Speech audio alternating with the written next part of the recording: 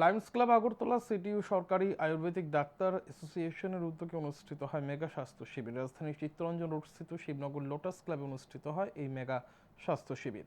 এদিনের শিবির থেকে এলাকার লোকজন চিকিৎসা পরিষেবা গ্রহণ করে। শিবিরে আগত লোকজনদের স্বাস্থ্য পরিষেবা প্রদানের পাশাপাশি বিনামূল্যে ওষুধও প্রদান করা হয়।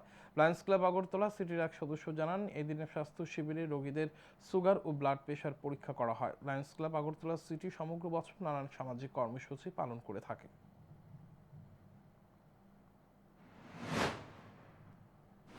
আজকে যে প্রোগ্রামটা লোটাস ক্লাব আগরতলা প্রাঙ্গণে আমরা গভর্নমেন্ট আয়ুর্বেদিক এডুকেশন এবং হার্ট আইসাইট এদের সহযোগিতা আমরা ব্লাড প্রেশার মাপা, সুগার মাপা এবং বিভিন্ন ডাক্তার দিয়ে আমরা মেডিসিন সারা